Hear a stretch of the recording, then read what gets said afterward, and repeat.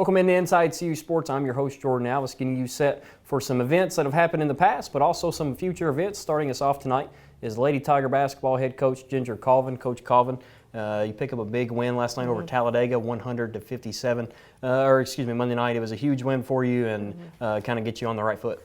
Sure. First home game. So we were excited just to get out and let everybody, the families get to come. And we have families that travel with us, but just getting families to come and some of the students out, it was really nice just to play at home. And speaking of those families, you said the Lady Tiger tradition, the faithful, they always come in full force. It was a packed gym last night for your season opener, and it always helps. Yeah, it sure is fun. And then, it's tradition. As soon as I get to my phone, I've had those former family members, former dads, moms, players that are texting and keeping up. So it's a nice tradition to be a part of. Last night, Talladega comes in, the 21st ranked team in the country. You'd already played them earlier in the year. Yes. You barely pulled out a 73-72 win down there at third place. Hostile environment. They come here. You smoke them 157. You started really hot, and that was the pace of the game. It was. When we played them, we had been to Bethel on a Friday, Saturday, played 2 games at Bethel. Really tough game on a Friday. Easier game on that Saturday. Traveled on Sunday to Talladega, which is a lot farther than I realized when I made to schedule that. We'd been the previous year, but we had chartered it, and I just didn't put that in the plans. But then we go down and play them on a Monday at their place. That's tough to play down there. They're a really talented, really physical team, and we squeaked one out. Really squeaked one out. Madison Clements had to have a pretty heroic ending at their place for us to get that win, and we took it and ran home with it. And we were rested this time, a little bit more prepared for them at this time, and I thought we played extremely, extremely well. In that ball game against Talladega, down at Talladega, Campbellsville won 73-72. Madison Clements hit a 3 to tie the game at 71, and then hit a runner in the lane to give Campbellsville 73-72 win with about 3 seconds left. But last night it was Madison Clements, Emily Fox who started the show. Leanne Greider hit an opening 3. You actually hit 4 threes to start the ball game. I think you took a 12-1 lead is what it ended up being. Yeah, I didn't realize we'd scored as much as we did in the first quarter, but we didn't rebound. We rebounded decently against them at their place. That's why it kept us in the game. But we came out really, really hot and hit big shots. And when you're at home and you hit shots like that and you rebound, good things are going to happen for you. And that's what happened to us last night. It was nice. It was fun to watch, and it was fun to be a part of. And you just can't guard Emily Fox 28 feet from the basket and just pulling tough. up. It's even in practice. We talk to our kids about not letting Emily have shots and really trying to defend her. And as much as the kids are around her, as much as they guard her, we still have a hard time because she's shooting it deeper this year than she even shot it last year. I went back and watched film last night, and she's shooting it very, very deep. I know you're watching the game, but you don't realize it. I mean, she's 6 to 8 to sometimes close to 10 feet behind the line, and it's incredible to watch, and she's comfortable shooting it out there. And it's pretty neat to see for the men. Hagen Tyler does the same thing. For the women, Emily Fox does the same thing. 2 of the deadliest three-point shooters in the country. Yeah, it's fun to watch, and it's not a fluke when she drains that first one. She's a heck of a shooter. And Emily finished last night 25 points, 8 of 10 from the floor, 5 3-pointers. Madison Clements, though, 8 of 14 from the floor, hit 4 threes, and I think she scored 20 points in the first half. She did. That was a good first half for her, and it was good to get that first half and then be able to play some of those kids against a really talented team and rest. I think maybe Mads both played 24, 25 minutes. So that was really good. Leanne Greider, I think, Abby, all of our starters. I tried to play Jordan and leave her in there a little bit longer and let her get it. She just doesn't have that game experience that she needs. But Madison's, I've said it all along, Madison's just a basketball player. She can shoot the 3. Obviously, she's shooting it very well for us right now, but she can finish in the lane. She knows the game. She just has touch and can make shots when we need her to make shots. It was good to see her to come out and really get hot like that. You talk about Jordan Durham. She started at the beginning of the year in the starting lineup. She didn't start the last 3 games, was inserted last night. Matched her career high, 15 points, had 9 rebounds. Really played well for you. She's our difference maker. We have all of our guards are veterans. They've all been in those situations. We pretty much know what we're going to get from Madison, Lexus, Emily, Leanne. Our post is our X factor, and when our post comes in and plays as well as Jordan played last night, will be really hard to beat. And she's still a sophomore. She's still young. She has a really huge learning curve that she's still going through. But she came out last night and I thought really did some things well for us. And she needed that. She needed that in her mindset when we go into these 2 games this weekend. Just a confidence booster for her. That's all she needs. Yeah, and she had a really good week in practice. I felt like she had practiced since we'd come back as well as she had practiced for us since she's been here at CU. And I felt good going into it and really wanted her. It's all confidence for her, and we need her to just keep getting more and more confident. Speaking of another younger player, Caitlin Hall last night, she showed the crowd what it was all about. She had some nifty passing. She's learning from one of the best in you as a coach, as a point guard, also Leanne Greider. But for those following along on TV, Caitlin finished, I think, 4 or 5 assists, hit 2 threes as well, and that's something that it's huge for her. Yeah, I think probably the best pass, if she got to pick, was to her twin sister, Kristen, and got Kristen's first 3 at home. And I know they had a huge following with their family, but Caitlin has a gift, a very nice gift. She's very crafty and can pass the ball extremely well. Fun to watch, really fun to watch. Gets everybody energized. I've had I don't know how many people already come up and talk to me about Caitlin and how impressed they are with her. So it's the future's really bright with her and Kristen coming out for us as freshmen. And it's 2 different players. Caitlin's more of the point guard. Right. She can pass the ball a little better. Kristen's more of a shooter. You talked about off the air before we got on the story you got whenever you saw them at an AAU tournament. And I did. Tell us a little bit about well, I didn't realize they were twins. I was looking for a point guard and went into a gym, saw Caitlin, and my assistant coach Miranda Denny was with me, but we're separate gyms. And a couple passes, and already knew I really liked this kid, so I text Miranda and said, come over, watch this kid, tell me what you think. My mind was already made up, but then when she gets there, all she's doing now is shooting. And I'm so confused. I'm like, this kid can really pass the ball, I'm telling you. And then a few possessions later, she checks in. And obviously then I did put 2 and 2 together because they were twins and played 2 different positions. And Kristen at the time was coming off of an ACL tear. I think that may have been her first outing. And then I started questioning and found out they were from Lincoln County. It took me about 10 minutes to text Emily Fox and tell her to get on it because we wanted the twins, and she was really instrumental in helping us get them here. Well, the Lady Tigers, they won over Talladega 100-57 on Monday night. They traveled down to the Champions Classic this weekend. When we come back, we're going to feature those games with Coach Colvin here on Inside CU Sports. The gift of reading is worldwide. Whether you're sitting at home or enjoying nature with your favorite book, Dog-Eared Books is here for you. Located on East Main Street in Campbellsville, Dog-Eared Books has a wide variety for all your reading needs. Find your favorite author or search your favorite genre. Stay up to date with all our extra events on social media at Dog-Eared Books KY and also dogearedbooksky.com. Dog-Eared Books, because books are a man's best friend. Welcome back here to Inside CU Sports. I'm your host, Jordan Alvis. Joining us is Coach Colvin, Lady Tiger basketball head coach. 10th year as the head coach. And you're going to the Jackson Champions Classic, the Rotary Classic this weekend. One of the biggest tournaments in NAIA women's basketball.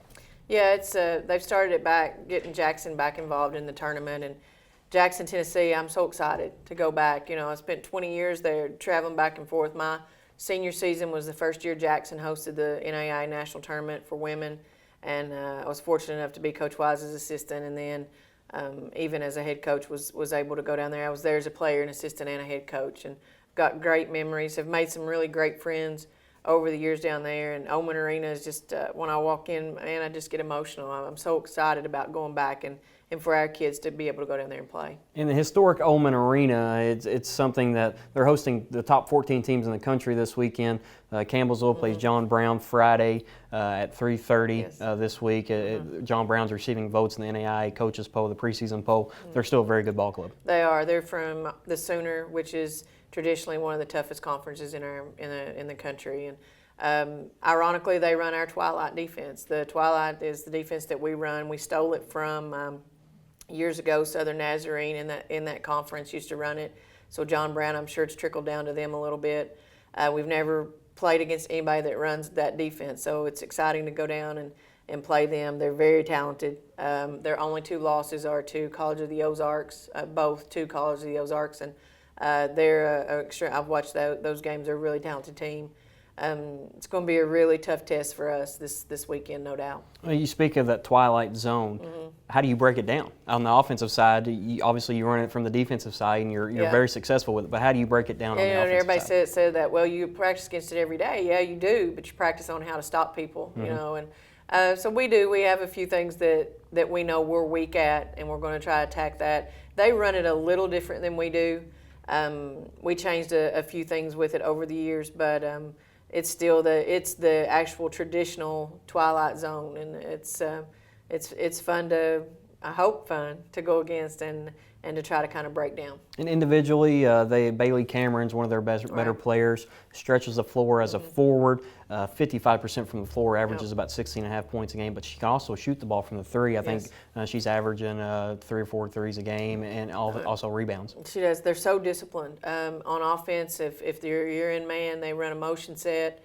They read extremely well. They're not robots. And they're well coached, very well coached. They do a really good job defensively. They switch it up from the twilight to a 2-3 to a man. So you're going to see a lot of sets that way. And then offensively, you've got a lot of different weapons. They're just they take care of the ball. They don't make a lot of mistakes. So we're going to have to really get after them. Like you said, they shoot the ball well. And so we really have our hands full. My assistant coach, and it's really nice having Lindsey Bird this year too, because Miranda Denny does an outstanding job with scouting, with sets, and Lindsey Bird does an outstanding job with individual players. And as a player, she was one of our best scouters. She just lived on, we have a program called Synergy. She lived on Synergy, and she could tell the guards what tendencies of the guards were. She could tell the post what tendencies of the post were. She just put her work in on individual players, and she's been a huge asset to us this year with that. And that's the difference in a good ball club to a great ball club. Right. You have the individuals that are putting in the work off the court as well, and sure, picking up some tendencies. Yeah, if you can pick up a few tendencies, save 6 to 8 points, you've probably given your chance to win the game. Well, now the Lady Tigers, after Friday, they play on Saturday. Westmont, number 2 team in the country. Westmont's 3-0. They haven't played as many games to start, but number 2 team in the country nonetheless, and a very good program. They're very good. One of the best programs. You know, just Kirsten Moore does an outstanding job with Westmont. Always has. She's got a national tournament under her belt. She recruits top quality kids, very disciplined kids, very hardworking kids, very big kids. They shoot the ball well. She has a guard right now shooting crazy numbers from the 3-point line, 11 for 17, something like that. Last I looked, I may have that wrong, but they shoot it well. Again, very disciplined. They do a lot of things well, and they have great size, which is going to give us some problems that we're going to have to work on. And that guard you're talking about, Laura McCoy, 13, Cora Chan. She's 11 for 17 from the 3-point line, 65% from the three. That's getting it done. And then also Lauren McCoy, 10 points, 9 rebounds. She's really good as well. And you talk about the height, the depth on the team. They only play 9 players on the season box score, but every one of them are 5'9" and taller. And they've been a little banged up, a little injured. I don't know how many they'll actually get in the rotation once we get to Jackson, but some of her kids have been injured early. So we're not real sure. Same thing with John Brown. John Brown has a post that played earlier, hasn't played the last few games. We anticipate she'll be in a uniform come down to the Classic. But again, 2 very well coached teams, traditionally 2 good solid teams, and if we go down and go prepared, I feel like we're solid as well. We have some youth in our post spot that's going to have to step up and be big, and other than that, we'll just go out and give it everything that we have. And this could be a huge turning point for your program. You face Talladega, number 21. You go to down to Jackson. You face John Brown, receiving votes. Westmont, number 2. You come back next week. Number 23, Cumberland, and number 5, Lindsey Wilson. This is a tough stretch that could really set the theme, or I guess the good start to your program. And you look at Cumberland U's 23, Talladega's 21. They've beaten them twice. I think Cumberland U's 6-0, maybe 7-0. They'll climb in the polls. Then Lindsey Wilson started out 5th. They're not the fifth ranked team in the country. I think the 2 best teams in the country right now are Westmont and Lindsey Wilson. And in a 2-week span, we're going to play them both. Cumberland U's extremely athletic, a lot like Talladega, quite frankly. Watching them play, I feel like Cumberland U's very well coached, but they're very carbon copy as far as their athleticism. and then Lindsey Wilson just trumps everybody's athleticism.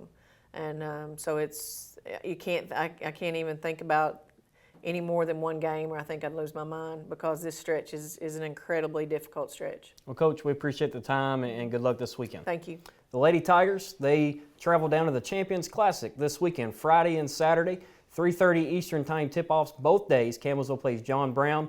Coverage starts at 3:15, and then on Saturday, Campbellsville plays number 2 Westmont. Coverage also starts at 3:15. Jay Turner will have the call on 88.7 The Tiger. When we come back, head coach of the wrestling team, Frankie James, is going to stop by for a quick little sit-down with us here on Inside CU Sports.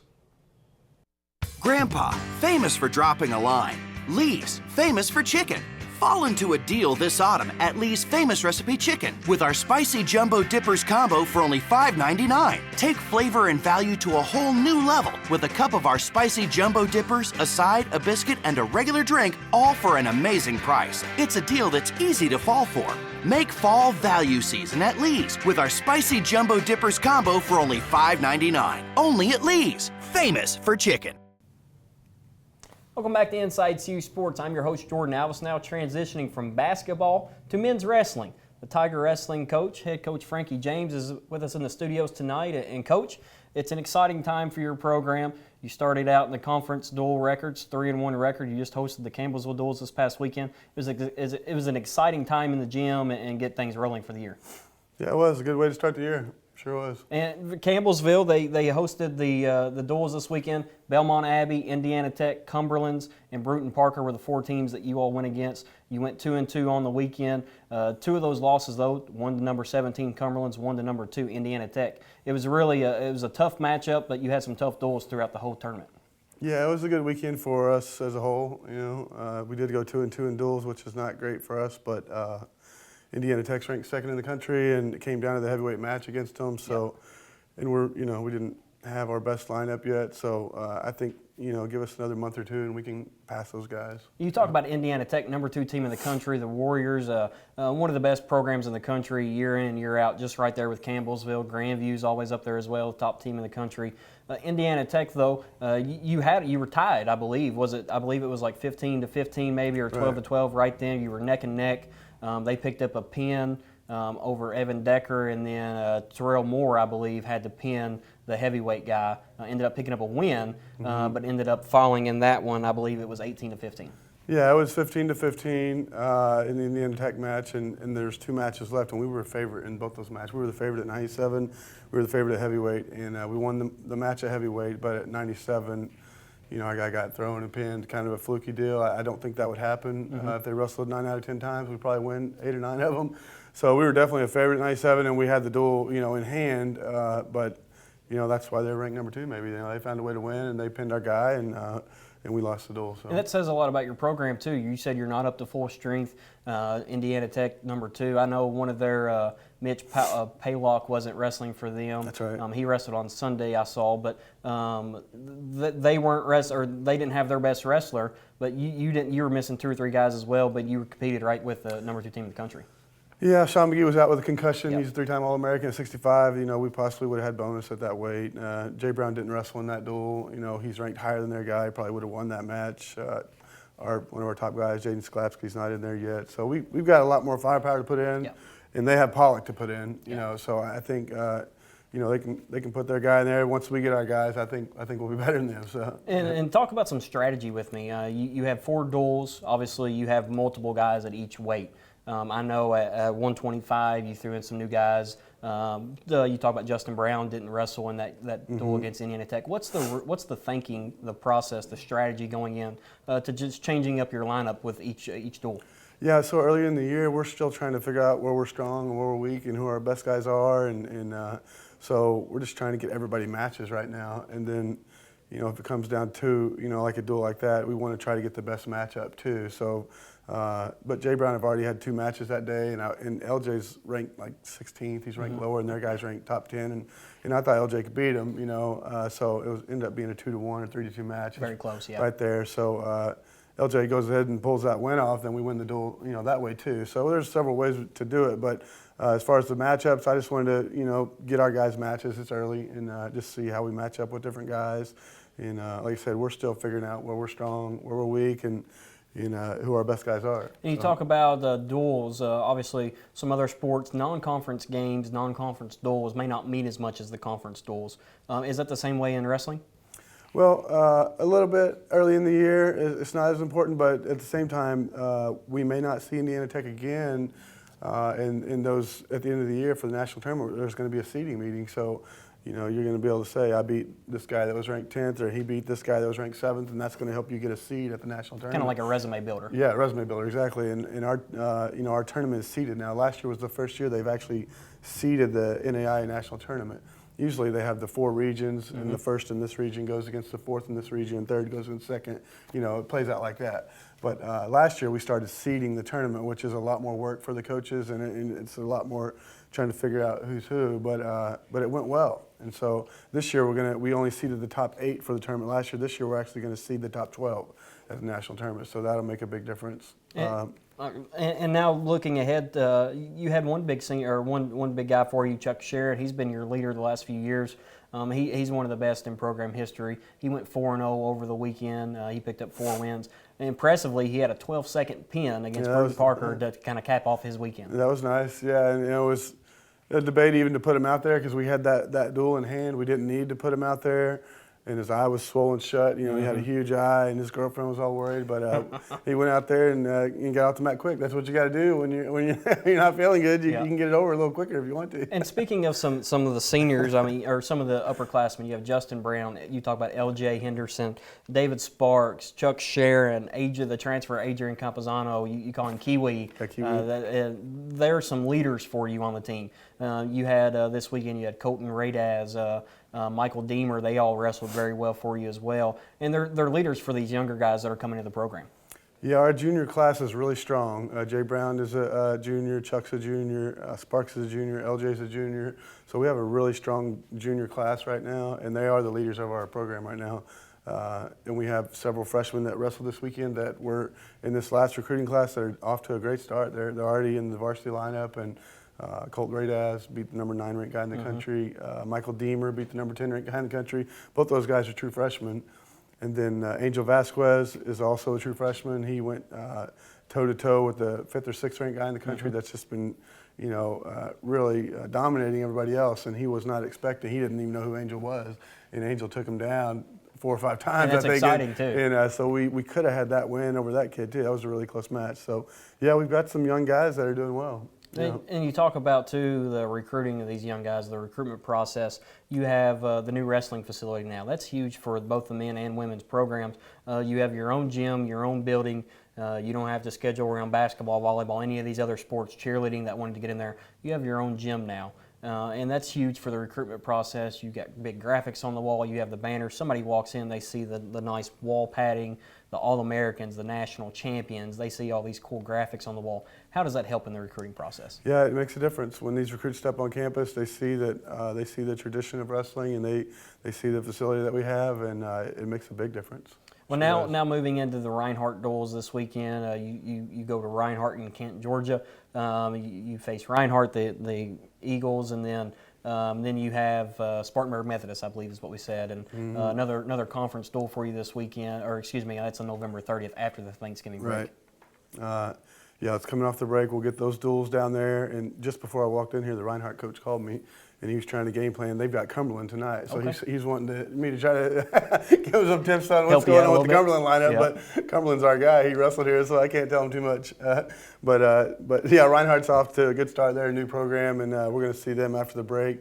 And I think they're going to be tough. Yeah, they're going to be a tough duel for us. Well, Coach, we appreciate the time as always, and good luck this weekend. Keep up the good work. Thank you. The Tiger Wrestling program, they travel down to Canton, Georgia on November 30th after the Thanksgiving break for the Reinhardt duels against Reinhardt and Spartanburg Methodist. Take a quick break. When we come back, head coach of the Tiger basketball team, Brent Vern, is going to join us here on Inside CU Sports. Citizens Bank and Trust knows just how hectic your day can be.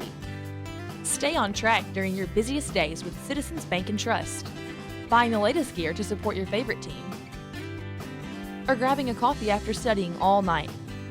Citizens Bank allows you to deposit your checks with the snap of a picture at any time, especially after hours. Citizens Bank and Trust, keeping you on schedule. Now introducing Apple, Android, and Google Pay. Member FDIC. Equal housing lender. Welcome back to Insights U Sports. I'm your host, Jordan Alvis, now transitioning back to basketball. Head coach of the Tigers, Brent Vernon, joins us here in the studios. And Coach Vernon, you go down to this past weekend in the Mid-South Southern States Athletic Conference Challenge. It was a lot of tough competition down there with 3 top 18 teams from the Mid-South, a couple very good teams from the Southern States. Great competition for that first challenge. Absolutely. It was 3 tough games. Obviously, not all the outcomes we wanted, but it was good for us. It was going down to play against 3 well-coached teams. That helps us prepare, with a big week coming up next week with some conference games. It'd be hard for us to find the competition that we saw down there just going out and playing any opponent. So it was a good weekend for us. Even though we lost 2 of 3, we found out a little bit about ourselves, and it's stuff moving forward as a coach we can now prepare and get better on. And on Thursday, you open up the tournament with a 90-77 loss to Bethel. Hagen Tyler was out with strep throat. You had foul trouble that plagued you all throughout the game. There was actually 3 players that fouled out for you. You had a limited bench. Absolutely, and it made us play some lineups we weren't really we were prepared for, but we didn't expect to play long minutes with. We thought Hagen had a chance to play. Woke up that morning feeling really good, but by the time that we traveled down, everything sort of fell back and just didn't feel capable of going. And we wanted to rest him to hopefully have him for the next 2 games. And again, Bethel played a great game. They had a great week. The only team to win 3 games down there, beating all 3 of the Mid-South teams, which is obviously a tough feat. But it was, again, we learned a lot from that game. I wish as a team we had competed a little harder. I thought for some reason our guys went in thinking it was going to be a little easier than it was. And any game we can't treat that way. But again, playing a team like Bethel, you definitely can't do that. And you talk about these non-conference games to begin the season. Obviously, you want to win every game you can. The resume builder, so to speak. We actually talked to Coach James about that for the wrestling program. But they're not do-or-die games at this point of the season. You have conference starting next week. We'll talk on that a little bit later on. But these games, obviously, you want to win every one of them, but they're not do-or-die. Right, and I think that's something our guys really have to understand. I don't think they're in panic mode right now, but at the same time, we go in wanting to win every game.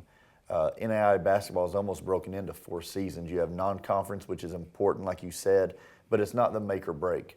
You have the conference schedule, which obviously comes up with us soon, and it is a big factor in the second semester. And how you really finish in conference, set yourself up for postseason play, whether you get an at-large bid or not. And then if you go into postseason play in the conference tournament, which is what I consider like the 3rd part of the season, you realize, okay, you either have to win out in the tournament or you go home, or going in you may have a chance to get an at-large bid to get to the national tournament. So it's something our guys need to realize. It's something that the non-conference schedule is building us to get prepared for the conference schedule. And again, playing 3 teams like we did last week will help us mightily down the road. Talk about that first loss to Bethel, 90-77, but then you turn right back around on Friday. You pick up a big win over number 22 Faulkner, 67-60.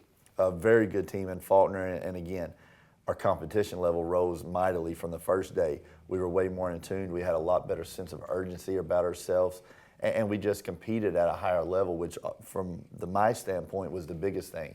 And then we looked at the execution and everything, and we shot the ball well, and we did some really good things all around. They're a team that really likes to shoot the 3, and they shot it really well against us. But it's something that we concentrated on. We did a good job rebounding, and luckily for us, we came out on top. And one of the big guys that stepped up was Antonio Chapman. He actually hit 4 3-pointers in that first half. He actually hit one at the buzzer with time expiring in the half. Kind of gave you a little mojo to go into the second half. Absolutely. Antonio's been getting better. I almost say he came in a little late this year. And he's trying to figure out a new system, something that a lot of our guys are. But he was even a little farther behind the 8 ball because he didn't really know what he was coming into. And he continues to progress and make major strides. And he's going to be somebody who we look towards to help our team in the future. Can really shoot the ball. There's a few things, obviously, with him, but with everybody that we'd like to improve defensively. But as we get further along in the season, we'll make those. And he was huge for us. He really, in reality, kept us in that game that first half. Then Hagen Tyler came back after being sick with strep throat. He fought it out the rest of the weekend. I believe he hit 2 early threes in that one to kind of get going in the second half. Scored 17 points for you. Absolutely, and they were all in the second half. The first half, you could see he was a little sluggish. He had been out for 3 days, not practicing or anything. And then he gets out and starts finding his rhythm, makes a few shots. And again, you could tell that he was sick early on. And then he just sort of fought through it and did what he's supposed to do. And it's stuff that we expect from Hagen, and he was big for us down the stretch. Then you move into Saturday. Martin Methodist 67-62 loss to the Red Hawks. One that came down to the last few minutes. You actually You led early in the ball game, had a big lead, let it slip away. Yeah, we did. We had a 9-point lead in the first half, and we sort of relaxed a little bit, I thought. But again, 3 games in 3 days is tough. And even though, you had players like Hagan only playing 2, with him being sick, he is like playing 3 or 4. We got mentally fatigued. We made some decisions late that we probably could have done better with. We had opportunities late. And our guys, they competed hard for it being the 3rd game and 3rd day. So I was proud of that.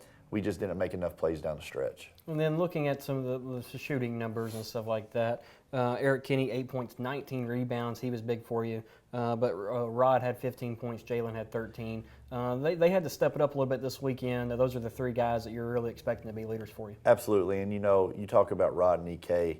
They're doing what I think they should. And EK right now, Eric, he wants to do better, and he will. He's been out for a year and a half where he's not played any basketball, and he's still trying to get in his groove. 19 rebounds. I mean, he was a warrior on the glass, and he battled really hard to keep us in it. He missed some shots that he'll make later on, but again, that's just being rusty right now.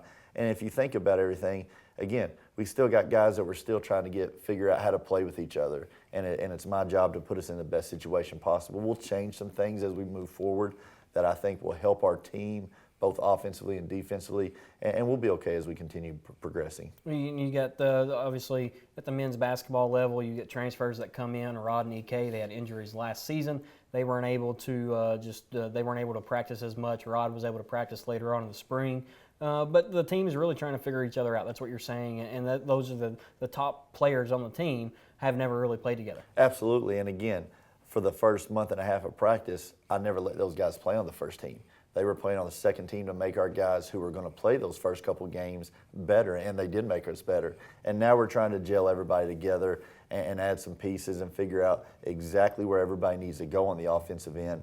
And some of the stuff we did is working good, but not as good as I'd like. So we're going to tweak a few things here and there and put our guys in a better situation to be successful. Well, the Tigers, they play Midway coming up after the Thanksgiving break. They play them at home on Tuesday, November 29th. We're going to talk a little bit more about that matchup. Also talk about the newest signee for the Tigers, Jacob King's coming into Campbellsville next season. Stay with us here on Inside CU Sports. Campbellsville Baptist Church, a church building kingdom community through small groups, kids ministry, youth ministry, and worship.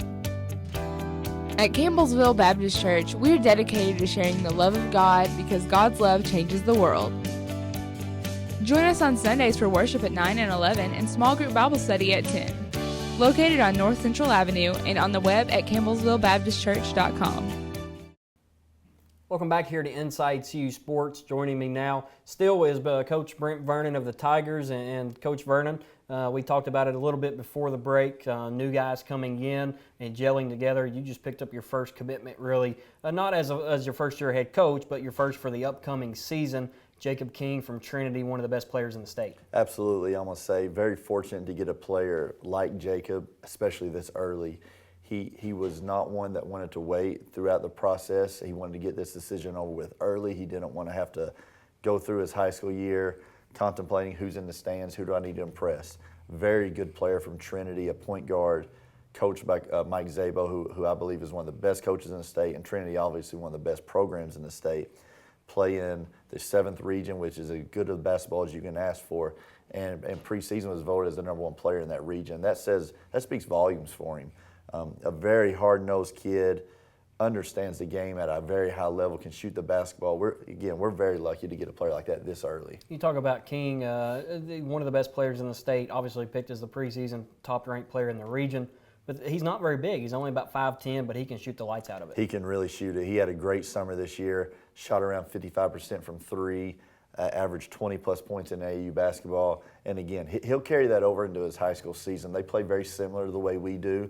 A lot of spreads out, shoot a lot of threes, and he's going to anchor that group. And the one thing that really impressed me about Coach Szabo when he spoke about Jacob was he said, Coach, I just sort of let him run the show. I mean, we get him in the sets, and he demands everybody get in the right spot and stuff like that. And for us to get a kid who's going to come in and give us 4 years of that, he'll have a learning curve as a freshman. I expect him to really get in there and compete for time as a freshman, but I think his future is going to be very bright here. You talk about competing as a freshman. Campbellsville hadn't really had that. Hagen Tyler did it last year, the conference freshman of the year. But besides that, Darius Clement had some early playing time early in his career, but besides that, there really hadn't been a whole lot of that. It's hard for freshmen to come in and be very successful in the Mid-South. You know, you talk about Hagan, and again, he was sort of thrown into a spot that we didn't want to throw him into. We wanted to sort of groom him and get him more prepared. And we thought as a freshman he'd come in and play 20, 25 minutes a game.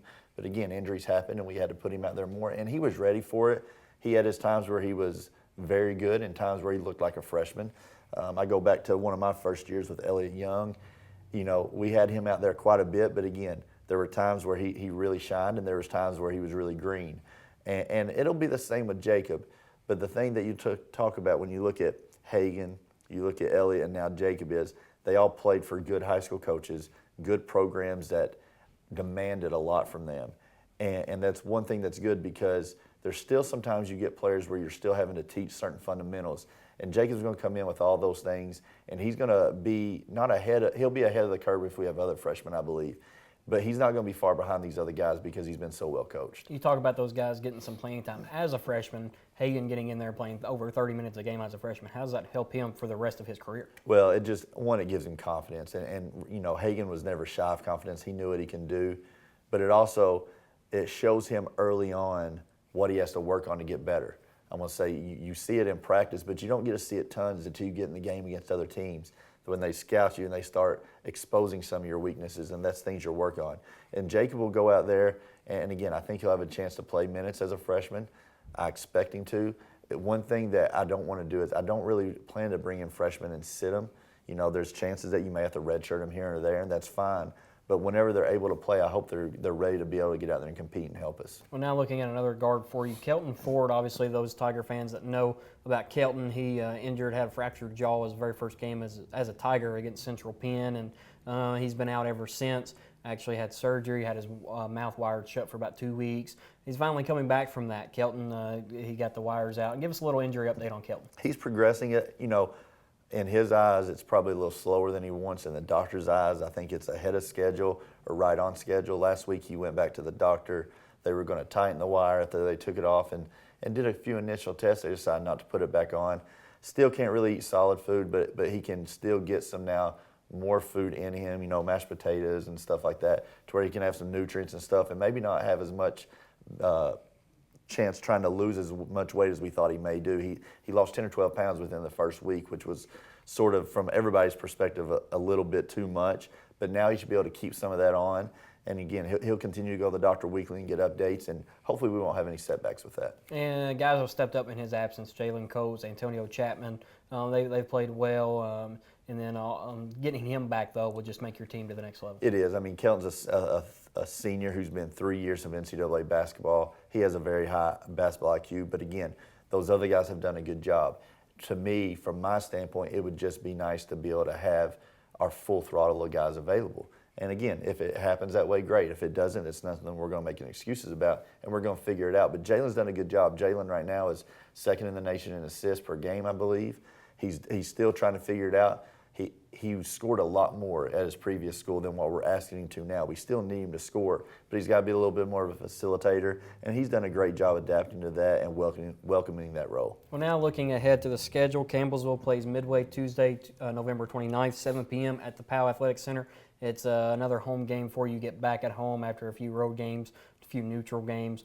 It'll be good to get back home. You have a little bit of a break after the Thanksgiving break and just kind of recharge the batteries. Absolutely, and it's good during Thanksgiving. We have a little bit of a break. Normally we have a few games during this time, but we're off. So now we can go back from the Southern States Challenge and look at what we need to work on and really improve, because next week, 3 games in 5 days against 3 very good basketball teams, 2 of them being conference games. So we got to be 100% in tune and focused on what we're trying to improve on, because next week is going to be a very big week for us. It's a new program in Midway. I think they're 0-8. They play Indiana University Southeast the end of this week. But they're struggling as a team, but you can never take a team that just take them for granted at this level. Absolutely. They're very well coached. Coach Krupinski did a great job last year at St. Catherine. He's gone over, and he's had a tough go right now. But you know, you look at a lot of their scores. They've had some games where they've been right in it with a lot of good basketball teams. You know, halfway through the second half against Lindsey Wilson had a 2-point lead. So it's a team that I hope our guys aren't looking ahead of to Cumberland U and Lindsey, because we got to take it one game at a time. They will do a lot of things right. They will make us do things right on our end to be successful. But again, it'll be good to have a game under our belt so we won't be as rusty going into Cumberland U and Lindsay later on that week. Well, Coach, we appreciate the time and good luck next week. And obviously the conference schedule coming ahead, we'll be able to preview that a little bit next week on Wednesday. Thank you very much. The Tigers, they play Midway on November 29th, 7 p.m. Our coverage starts on 88.7 The Tiger and the Campbellsville University Sports Network at 6:45. When we come back, the newest All-American is going to sit down with us, Adam Sandage, here on Inside CU Sports. Campbellsville University Cosmetology teaches beauty inside and out. The cosmetology students at CU receive salon experience while learning in a contemporary environment from faculty who have worked in the industry. With areas of study ranging from hairstyling to salon management, Campbellsville University Cosmetology can help you turn your passion into a profession. Kickstart your cosmetology career today. Visit campbellsville.edu/cosmetology. Welcome back, Tiger sports fans, here to Inside CU Sports. Joining me now, newest national champion and All-American, Adam Sandage, one of the Tiger cross-country runners. And Adam, it was another big weekend for you at the NAIA Championship. You finished 15th, another All-American title, and that's huge for you and the program. Yeah, it's really what I've been working for all year. Like all year, that's been my main goal ever since June when I started training for the season in the summer. So it feels really good to just see that kind of happen. And you're a junior, you still have some years left, or another year left. Now we talked about it last week a little bit too, about the national championship for the Christian College, winning the conference championship. You're right there. You're just about to get over the hump. You finished 15th at the national championship. You were leading for a little bit, or you're right up the top of the race, the front of the race, excuse me. And but you're right there. What do you have to do? What's next in your career to kind of get over that hump? I think it's just to keep working like I've been working, but just add to it, add more mileage, go harder in my reps, just work harder than I did last year, just to continue that success. And what does a cross-country workout? Do you just run? What kind of a workout or regimen for the preseason, in season, and also just kind of the off-season workouts? Well, right now I'm in my off time, so I don't have to run at all this week. It's nice to kind of relax after the season. But during the season, we were hitting mile repeats really hard, just to really get ready to nail that pace down for the race. We were doing a lot of longer runs just to keep our endurance up and to stay in really good shape and really fit. But we had some really tough workouts this year. About middle of the season, they really ended up paying off towards the end. And you finished, as I said, the 15th in the national tournament, or national championship, excuse me. The 24:59 was your time. You've been right around that the last few weeks. You actually raced a little bit faster at the conference and at the Christian College. What was the difference at those races than it was the NAIA championship? Just the competition level is a lot different. You can't take the same strategy in a race that you're trying to win versus a race where you're just trying to finish top 30 or top 15, whatever I was trying to do. The course was probably the hardest course I've run on all season. It was a lot colder. The wind was about 30 miles an hour, so I had to prepare for that. But it was good. I had a lot of fun racing. That was my main goal, just have fun, enjoy it while I'm there, and get through it and try to get All-American. You talk about cold weather last week. For those that followed along last week, you said you enjoy running in the cold weather a little bit more. What exactly, you talk about the wind, how does that play a factor in the course and running into the wind, running with the wind? How does that play a factor? Well, running into the wind is kind of aggravating because you feel like you slow down a lot and you have to push a little bit harder just to maintain the same effort you were going. But the cold, I was a big fan of the cold Saturday. I like the cold because I don't have to get hot, I don't have to sweat too much, and I kind of breathe a little bit better whenever it's cold outside. And you're able to do this. You're able to go to the national championship the last 2 years as a team. The team qualified, won the conference championship now as an individual. And then Brett Crawford, the sophomore, he was named the freshman of the year last year in the conference. Was the top freshman in the conference standings at the end of the race, and this year he actually qualified as well. He finished 75th, a 25:51 8K. And what does it mean to kind of just go on this journey with Brett? It's awesome because he's a really hard worker. He's also a young runner, so he's also got 2 years left, and I'm really excited to see what he's going to do in the next 2 years. I think he ran a really good race Saturday. Like I said, it was a tough course for everybody. A lot tougher course we run all year. So, but I think we both had a lot of fun. We enjoyed our time together, and I look forward to training for track together now. And for those fans that aren't familiar with cross country, obviously you have the team standings and you have individual whenever the team is qualified. You were as individuals this week or this past weekend at the national tournament, or national championship, excuse me. You don't have those teammates there to kind of get you do your little pregame or your pregame ritual, so to speak, kind of get you pumped up for the race. How did you and Brett kind of stay with those normal routines that you usually do with the team? We just kind of just went about the same way. This was different. We weren't able to do our team chant, obviously, that we do, because there's just two of us. So you didn't do it? No, we didn't do it. We did our warm-ups, our starts, our stretches, all the same. We said our normal pre-race prayer together, and then we went back to the starting line and got ready to race it out. Well, now moving in, now the cross-country season's done. You said you're going to have a week off. You're not going to run at all. How does that, as a runner, and me, I love not running. Yeah. I love when I don't have to work out and stuff like that. But you, as a runner, you enjoy it. That's what you do. That's what you do. Not running for a week. How does that play with your mindset? I've actually been looking forward to it because the postseason, it's a whole lot of fun.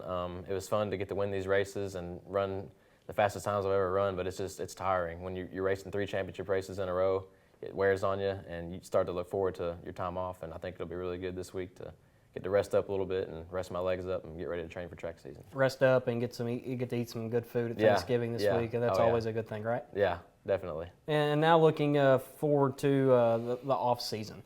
Off-season workouts. Obviously, we talked about your preseason, your in-season workouts. What do you do necessarily to get ready for indoor season, indoor track and field, outdoor track and field for those in the spring or that started, I guess, what is it now, January, when it comes up? Yeah, we have our time off now, and then once we all get back from our time off, we'll start running together. We don't have scheduled practice, but we still have to run together, so we usually get together and run anyway. But we just do some runs just to get our endurance back up, build the base back up, just get used to running every day. And then start to throw in some harder workouts just to get the intensity back up and be ready for January when we start team practices. And for those that obviously aren't as familiar with track, cross country, the running part of it, for those that are just distance runners, that's what you do in the track and field as well. You're not necessarily, you don't do any of the field events, you do a lot of the distance events. What are some workouts that you do instead of just running, lifting weights, any kind of like just coming out of the starting blocks, anything like that? Yeah, well, besides running, I think lifting weights is really important because when you get into a race, your form breaks down, your body gets tired, and you'll slouch a little bit. But I think it's important to keep your core strong and keep your upper body strong, keep everything strong because running is a total body workout because you're using your arms, your core, your legs, and so I feel like weightlifting, and then just some speed stuff just to get some good speed back under our legs because running an 8K versus running the mile or running the 800 is a lot different, a lot higher intensity. And so just trying to get that speed back and get your legs used to moving a little bit faster than normal is really important. And lastly, before we let you go, we've had you on the last few weeks, and obviously Clark Tibbetts had you on one-on-one a few weeks in a row as well. And you're kind of the talk of the town. You won the conference championship. You won the NCCA championship. You finished as an All-American at the NAI. What does that mean to you as an individual? The turning point of the cross-country program, turning point of the track program as well, has been the last few years. What does that mean to you to be a part of that? It means a lot because it shows how hard that our team has worked, especially since I've been here and known the people that I've raced with and have graduated and the people I'm racing with now. It means a lot because it shows how much our program is on the rise. People know about Campbellsville cross country and track now. We have a really good track team, and I'm really excited to see how we do during track season and keep our momentum up from cross country season. I know our distance guys are going to work hard. I know the track team, the sprinters have been working hard, the throwers have been working hard. I see them working every day. I'm really thankful for it because it shows everybody that we are a good cross-country team and we've got good distance runners. And Coach Lake, she's a really phenomenal coach. We've got some great teammates and great people in our program. Well, buddy, we appreciate the time and congratulations again. Big feats, obviously, for you individually, but also the team. Thank you. And Adam Sandage, the newest All-American, NAI All-American, and the newest national champion, NCCAA cross-country champion 2 weeks ago. We appreciate him for spending some time with us on the show tonight. And when we come back, though, going to the national tournament for women's soccer, Tom Jones, the women's soccer head coach, is going to stop by for a quick visit here on Inside CU Sports. A champion doesn't get days off. It takes determination and drive to realize goals. From long nights to early mornings. From the courts to the classrooms to online. At Campbellsville University, this is why we play. This is how we learn. This is where champions are made. Find your calling for a life change at campbellsville.edu. Hello, Tiger sports fans. Thanks for tuning in tonight here for Inside CU Sports. I'm your host, Jordan Alvis. Our final segment tonight, Lady Tigers soccer head coach Tom Jones, kind enough to spend some time with us tonight. And Coach, 10-7-1 year so far. You're heading into the Christian College National Championship this week. You're leaving after Thanksgiving. It's a good time to be going down to Florida with the cold weather coming in. Absolutely. It's supposed to be 80 degrees all week.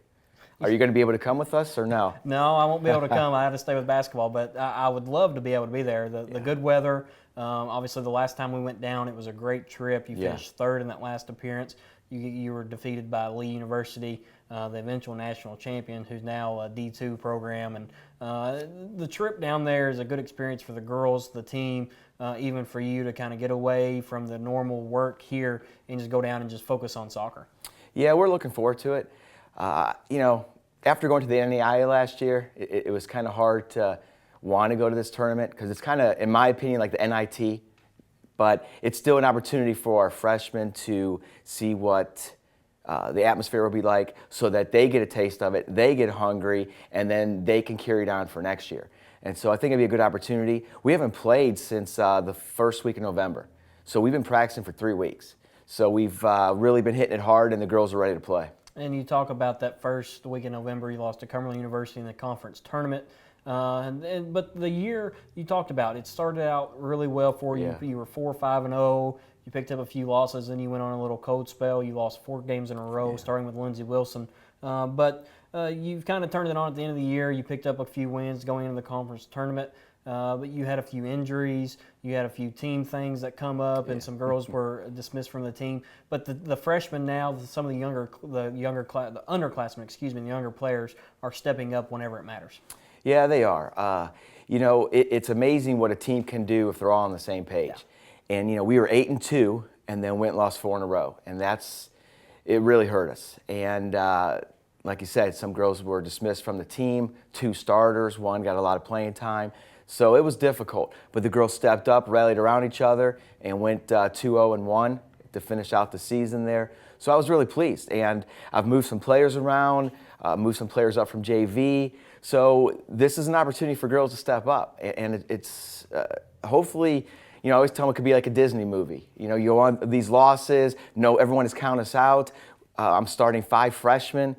Maybe we can do something, and hard work beats talent when talent doesn't work hard. And that's our motto. A Disney movie right outside of Disney. You're going to be in Orlando this week. How fitting is that? It would be perfect. But unfortunately, I can't play.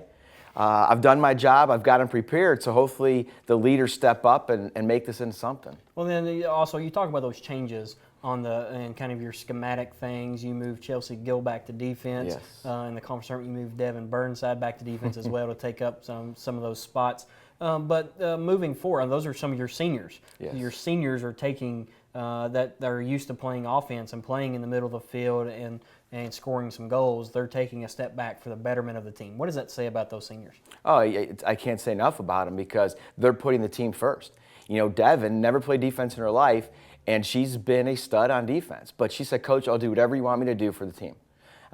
So that shows freshmen, it's not about me, it's about the team. And Chelsea's been our center mid, now I moved her back. So a lot of people are playing positions they've never played before. So hopefully it comes together and they can see, what their hard work has produced. And the last time you were at the Christian College Tournament, 2004, I was lucky enough to go with you all then. That was the turning point of your program. You finished 3rd that season. You broke all kinds of records that year. You go to the NAIA tournament last year for the first time in program history. Now you talk about this may be a little bit of a step back, but you had some injuries. You had some girls that were dismissed. You lost your leading scorer from last year. But you're still overcoming that, and you still made a national championship. Yeah, which is good. But as a coach, you're always striving for the best. Yes. And so when you set your standards high, you hope to reach them. And yeah, we've had the injuries, the suspension. I've lost 4 or 5 starters, and then our leading scorer decides to transfer. We're still in a great position. It's still been a great year. It's just when you have your standards high, it's hard to go backwards. But this tournament, is a good tournament because it's all equal teams. You know, that team, the year we went, Lee was there. They were unbelievable. I mean, they won the national championship for NAI 4 times, 4 to 5 years. So when we played them, we knew it would be a battle. But this year, if we play our game, we could win it all. I mean, if everyone stays on pace, stays one game at a time, stays focused, it's a great opportunity because no one is an outstanding team. We're all pretty equal. And both soccer programs are going to be down there, the men, the women. Yeah. Even the volleyball team is going to be down there at the same time. There's going to be a lot of representation from Campbellsville, obviously, the women's soccer fans, the families, the parents, the friends of the program, the alumni. They travel well. Yeah. Hopefully some of them can make it down to Florida as well. But having all 3 teams there together, it really makes it a little neat thing. You can support each other. Right. You're playing close to each other's facilities. Yeah, and what's really neat is the guys play before us. So we can watch them and cheer them on. And if they do well, they'll come and cheer us on. If they do well. If they do well, which I understand that. So we could have a lot of support. And when you get that support and you feel that encouragement, it does make a difference for the girls. And it makes a difference when you're at a neutral field or somewhere you've never been. Obviously, you go into a hostile environment, say like Lindsey Wilson, but you have just as many fans as they do. Now we're going to have probably more fans than anybody else down there. Yeah, and being the number 2 seed and the guys are number 1 seed, it shows it could be a good thing for us. And hopefully they'll come out and support us and we'll go support them and kind of make it a family thing. And looking at the games going ahead, Campbellsville, they play Houghton College Monday, the 28th. That ball game's at 3:30 Eastern Time at Austin Tyndall Soccer Complex in Kissimmee, Florida. Coach, you play the first pool play game against Houghton. What do you know about Houghton going in? And I know we talked about it a little bit off the air, just looking at some film. Well, they are a mirror of us, except defensively. They play exactly the way they do. They try to work it wide, use their center mids, you back angle balls. I mean, it's like literally looking at us playing, except their defense likes to hang back more. We push our defense up to get involved in the attack. So we're going to work on some things to expose that on them and hopefully have some success. And Central Christian of Kansas, I have nothing. So I'll probably go watch them play while we're down there and get an idea of what we need to do. Well, then, as I said, they play Houghton on Monday, and then they turn around and play Central College of Kansas on Wednesday. You have an off day Tuesday. You have the Christian Service Project that the NCCA really does. I remember the year we were down there in 2014. They packed meals for some less fortunate families and stuff like that. The volleyball teams pack gifts. They bring in gifts that the soccer teams actually take down. The volleyball team packs up those gifts and sends them to less fortunate homes for Christmas this time of year. It's great to give back, especially the less fortunate. Yeah, especially being down there. I mean, it's just an opportunity for us to use our platform to give back to the people. And we're going to be bringing gifts also down there because that's like our ticket to get into the banquet, and then doing the service project. So it's just a good opportunity. And our team, we pass out blankets to the homeless. So while we're down there, when we see homeless people, which unfortunately we always like to hand them out, give them a little bit of money, and just kind of pray for them. And that says a lot about the program, a lot about the man you are, and a lot about what you teach with the program as well. So we appreciate that. And Coach, good luck this week. Thank you. A long travel down to Florida. I know you're going to have about a 12-hour bus ride, leaving I think 1 a.m., correct? Correct. And so it'll be a long bus ride, but good luck to you. Thank you. I appreciate it. Once again, the Lady Tigers, they play on Monday, November 28th, and then Wednesday, November 30th against Houghton College and the Christian College of Kansas, respectively. The Lady Tigers in the NCCA Championship next week after the Thanksgiving break. That'll do it for the show this week. Remember, next week, same day, same time, Wednesday nights, 6 p.m. right here on 88.7 The Tiger and WLCU TV. Thanks for tuning in to Inside CU Sports.